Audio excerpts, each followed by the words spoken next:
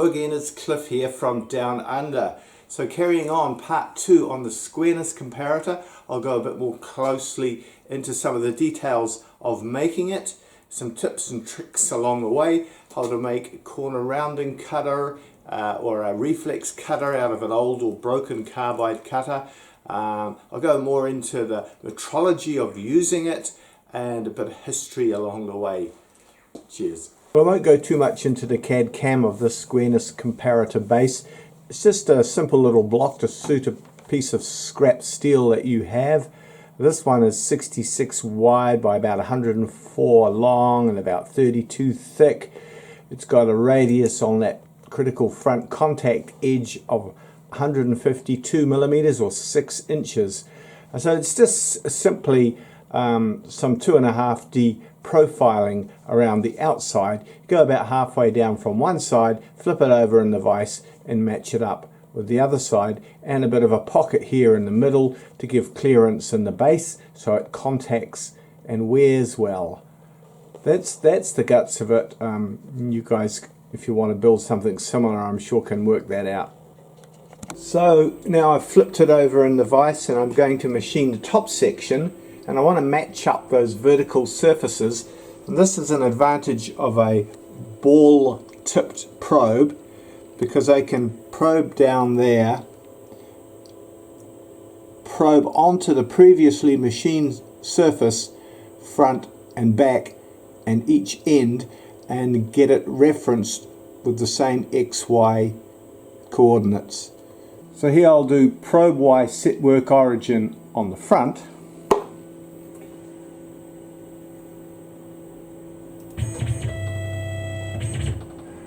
and then drop over to the back and do the same, only I'll do this one find Y, and then I'll be able to split the difference and I'll have the center. And the same thing on the X. And if I'm worried that the stylus ball hasn't got enough clearance on the stem, I can put a little parallel in there just to give me more clearance, so that I'm probing onto the surface of the parallel, and I use the same parallel on the other side.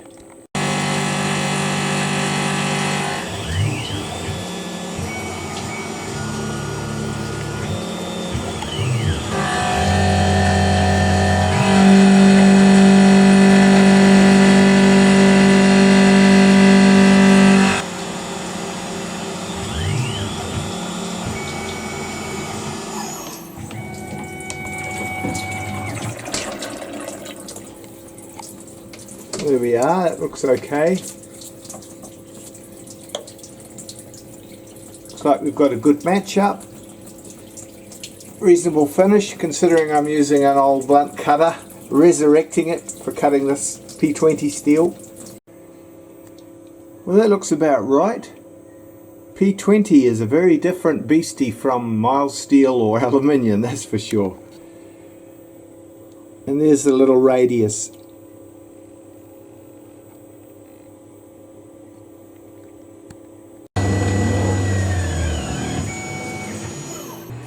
Because my reflex cutters are all high-speed steel, they're not ideal for cutting a pre-hardened steel like P20 steel, so I'll need to make one up. So I just got an old tungsten carbide cutter, an old broken one that I picked up from an engineering shop. You know, if you ask them nicely, maybe with half a dozen beer under your arm, they will give you a whole bunch of tired and broken cutters, and you can then grind them up into all sorts of useful tools. So I got this old broken cutter and ground a radius on one of the flutes and backed off the other flutes. I'll just show you briefly how you do that. So in a drill press or a milling machine, set it on maximum RPM and put your diamond grinding wheel in there. You know the ones I mean, these, you can buy them in sets. All different diameters. They're really cheap nowadays, made in China. So put your, whoa, nearly fell over on that stepping stool on the floor. So put your diamond grinding wheel in there. Now see if I can show you the process with one hand while I hold the camera with the other. So here we are. So then you just slide this up and down vertically while it's spinning at maximum RPM, just with the right a minimum amount of rake and clearance angles there, and it'll quickly cut that radius in the end. Now remember, because it's a end mill with a flute shape that is not a true radial line, you won't be getting a perfect radius. Although you're grinding a perfect radius, it won't be cutting a perfect radius. It'll be cutting a different radius because the flutes are not radial lines. They're off on an angle, which is part of the cutting geometry of the cutter. But in this situation, I'm not worried what the exact radius is. It's just a softening of the corner that I want. If you want to grind an exact radius, you can use this method, but you need to use a D-bit. You need to grind your milling cutter or a piece of high-speed steel exactly through the middle to a D shape, and that way you're getting a true radial line and you will get an exact radius reflex cutter. Here's an example of what I mean by a D-bit reflex cutter. So you can see at the end there, it's cut in half, and then the radius using a grinding wheel is ground into the end, and then backed away on the other side, clearance. So that will cut a much more accurate radius.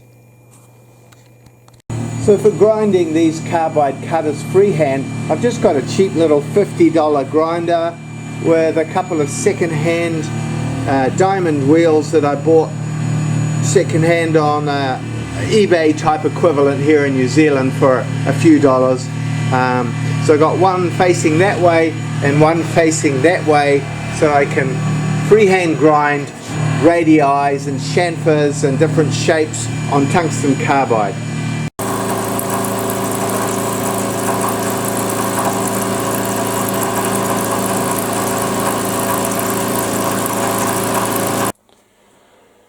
Alright, well the first thing I want to do is check that the surface plate is still flat, or it is flat. Obviously you need a very accurate surface plate to make accurate squareness measurements. So the first thing to do is to clean your surface plate. For example, this Starrett granite cleaner, or I think you can use ammonia, but you need to wash it off really clean and dry it clean. Any little bits of dried cutting oil, we'll just put a gum on it and affect your readings. It should slide on there just like there's virtually no friction at all. And I've set my needle on this dial indicator, which is hundredths of a millimeter, you know, and I know that you can get a finer graduation dial indicator in imperial tenths or in metric 2 microns. But you know, I question whether you really need that. I can see 1/10 of a graduation here, and I probably will buy one of those just because it would be nice to have. But really, 100th of a millimeter, you can see a micron there. And who's going to go finer than a micron, a thousandth of a millimeter, or half a 10,000th of an inch in a workshop situation with various variable temperatures and so on? Realistically, we can't work to those sort of dimensions anyway. So this is probably adequate. So I'm sliding it around with the base in the middle, working around the outside edges. And then I'm working from the outside with the dial indicator in the middle, and I can see it's still quite flat, although I've had this granite surface plate a long time. It's made by the Fine Limit company in United Kingdom. I think it's based on Scottish red granite, and it seems to be really good, although I notice probably when it was made the edges are a little bit rounded off. You need to come in about 1 inch, about this level, before you get to the dead flat surface. So what they do is they lap these surface plates in sets of 3 until they show flat over the whole surface, and you can't have three surface plates that are convex and concave and lapping over the whole surface. I think that's how they do it. So I've checked it all over, and the whole surface, once I get in about an inch or so, is beautifully flat within 1 micron, within 1/1000th of a millimeter. So that's good news. I can't overemphasize the importance of cleanliness with doing these measurements. I gave it a reasonably good clean and checked it quickly, and I found there was errors of around about 2 microns in flatness, and so then I spent another 10 minutes and cleaned it really thoroughly, and now I'm finding it is pretty much spot on, you know, within a micron.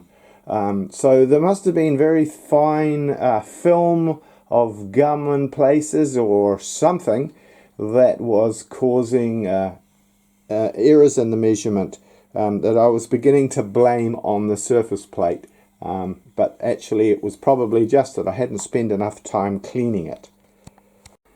This is the manufacturer of the granite surface plates, Fine Limit, the Fine Limit Group. Apparently the world's finest granite surface plates and tables. Let me know in the comments if you know anything about this company and whether it's still in operation. So if you don't have a angle plate with ground sides, you can make something up. You know, if you have a parallel, and you can mic it, check its parallel, or stick it on the surface plate and run a dial indicator on it to check its parallel. So we've now got a parallel, and we can screw that on with a cap screw and a washer onto a block, you know, a 1, 2, 3 block or something. Now we've got a parallel angle plate effectively, and we can set it to approximately 90 degrees with a square on the side, for example, like this. Where are we? Where's that camera? There. And we can nip up our cap screw, and now we've got it set close to 90 degrees with our square. Now we can come in with our Squareness comparator and split the difference. Set it either side of, for example, 10 thou or 10 hundredths, and you then know that the middle line is exactly 90 degrees. So you can check that your parallel is parallel with a micrometer, or you can check it with a dial indicator like this. Once you've ascertained that you've got a parallel surface, you can set it in the vertical, and 2 parallel lines will allow you to generate 90 degrees by splitting the difference. Well, here's a little bit of history for you history buffs. My father was in the Royal Navy during the Second World War, and he was involved in engineering work on the aircraft carriers, on the aircrafts, and he had a kit of tools, and this was a square that he comes from the era that he gave me several years ago. So what are we looking at? About 80 years ago this square was made. It has stamped on it Glasgow 1941, and I've always wondered how accurate it is. So let's have a look at this old historic square and see just how accurate it is. So I'll hold it down on the deck, bring this into contact.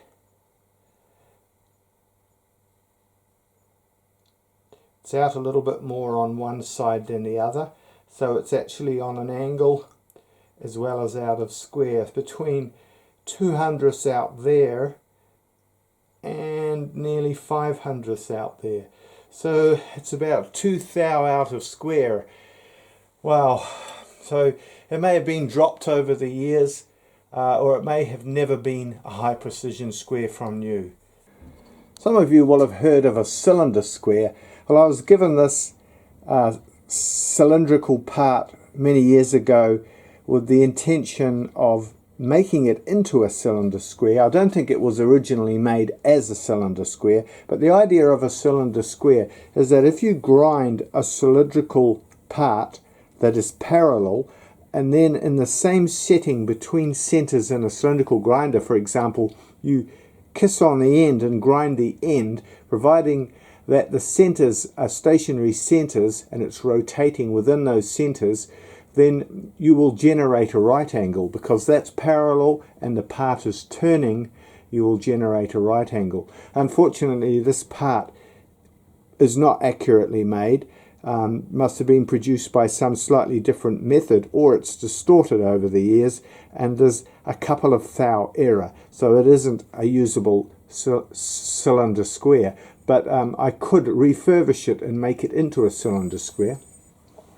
Also, this has been a quest for many years to have an accurate square, and I had one of these Moore and Wright squares, and it was just riveted here, and it was slightly out, so I dismantled it and got it case hardened, and then surface ground it and put some screws in there so that I could set it exactly square.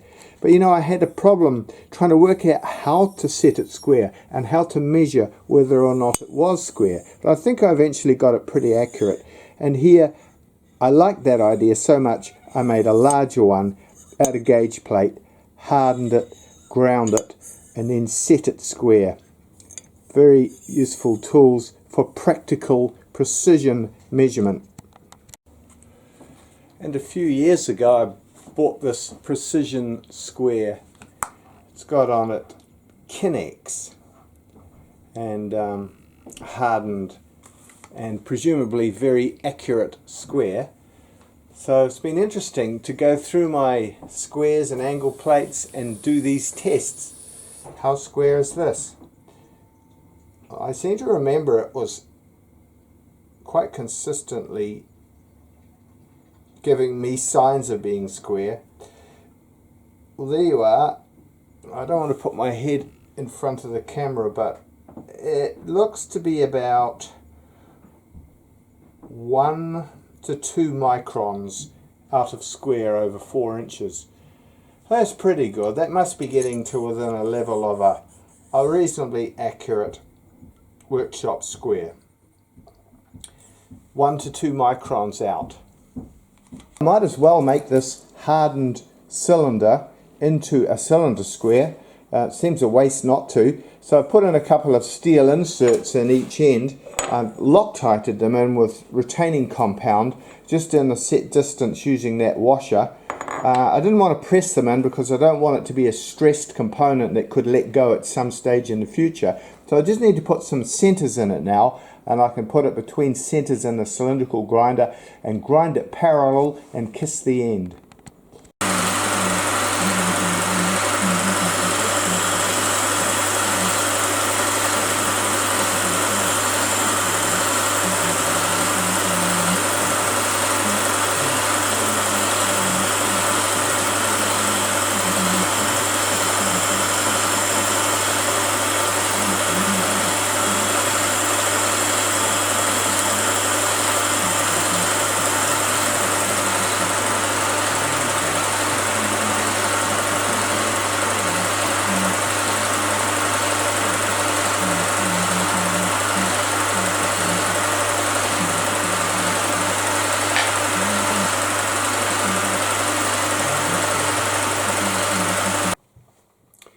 Well, I've had a very interesting and frustrating few hours with cylinder squares. I ended up by making a second cylinder square. Let me try and summarize. So I made a new one out of this, out of some 1045 steel, and cylindrically ground it. And it's come out really well. So just working at the last numbers, 44.5 hundredths. 44.5 hundredths. It's nice and round and parallel, and just kiss the end, and it sets up well on the Squareness comparator. If I come across here, just on the 10, and I can turn it round. I don't like that squawk on the surface, but I don't want to put oil on the surface. Again to 10. So it's really nice, it's really square, it's parallel, it's great on the end, working 100%. So I know my process is correct. But you know, it didn't go like that on this one.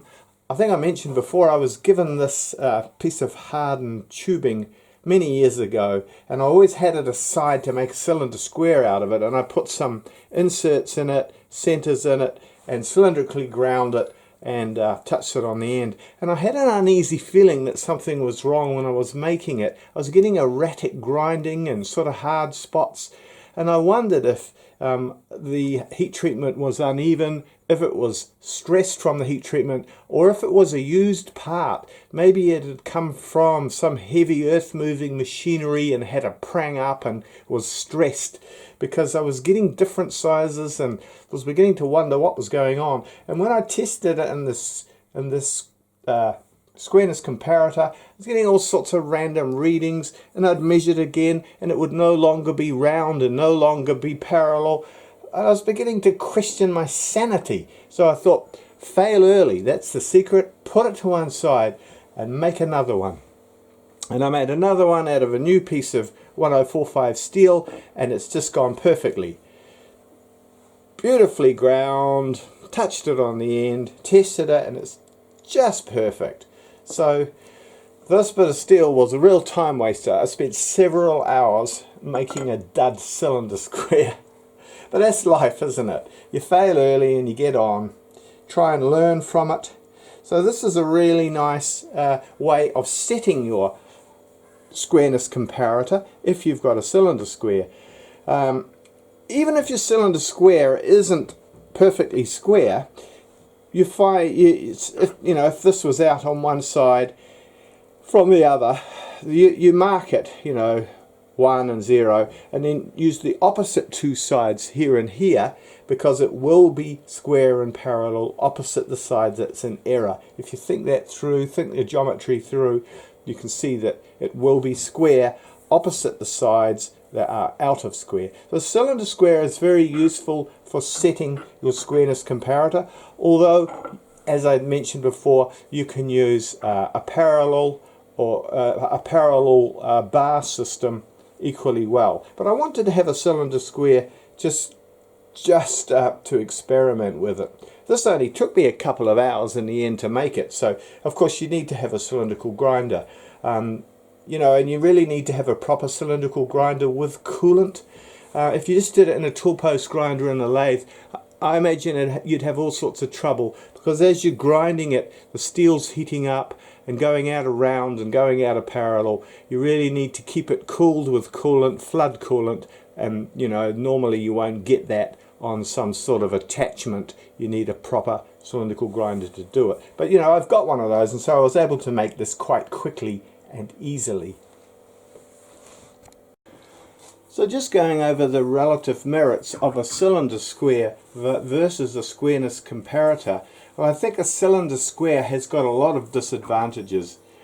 I used to occasionally use the cylinder square, and I would put a square like this up against it and get a piece of very thin shim like a cigarette paper. I forget now, what are they, 1 thou thick or half a thou thick, and put it in between the two, and try and get a sense of how square the square is, and looking at it to get a light through it is very difficult, because it's all to do with the approach angle. If you don't have the square on at the right angle, you don't really get a representation of the light. It's quite a difficult thing to do. And the other problem is that with a square, although they may be very accurately 90 degrees, they may not be accurately that way. So the blade may be wandering off. In fact, it probably will be wandering off sideways that way or that way. And you can imagine if you're coming up onto a curved surface and your blade is off on an angle, then you're going to get a triangle of light even if it's perfectly square, because it's going to be sweeping off around the radius of the cylinder square. And so there's problems with a cylinder square. In a way, it was a waste of time me making that, because I could see that sort of geometrical limitations of it, but I always wanted to have one, and I guess it's a good way to set my Squareness comparator. But by comparison, you can set your square much more easily and check it with a Squareness comparator like that, and I can not only can I see whether or not it's square, but I can see how far out it is. You know, it's just a brilliant instrument, this Squareness Comparator. You know, I'm really sold on the design, and I wish I'd taken the time many years ago to build it, because I used to do a lot of tool making, making very precise surface grinding, very precise blocks in tool and die making, and I wasted a lot of time trying to measure whether these blocks were perfectly square, and never 100% sure that I was successfully measuring them. I was getting them close, yeah, I was getting them within a thou or so over, you know, the size of the die. It was good enough, but it was an unsatisfied feeling that I wasn't quite sure I was getting perfection. But if I had this device then, I would have been so much more in control. To be fair though, I'm sure I'll find uses for a cylinder square as time goes by. Initially I can see it's not very good for finding the squareness of an edge like a square, the blade of a square, but it does seem to work quite well on a surface like the side of an angle plate or a vise, because you can catch that surface in the light, illuminate that surface, and then bring the cylinder square in. I don't think I can quite achieve it here with the camera, but this angle plate showed up as being very close to square with the Squareness Comparator, and the cylinder square shuts the light out, and so that's confirming that it's square. Whereas this angle plate showed up as having a thou or so error in it when I checked it with the surface with the Squareness Comparator, and when I shut that one up against the light reflecting on the surface, I can visually see the error. I can't measure it, I don't know how much it is, but it's depicted by the light coming through the gap. So I think cylinder squares will have their applications. I just have not been using it for very long. Alright, well thanks for watching guys. Catch you next time. Cheers.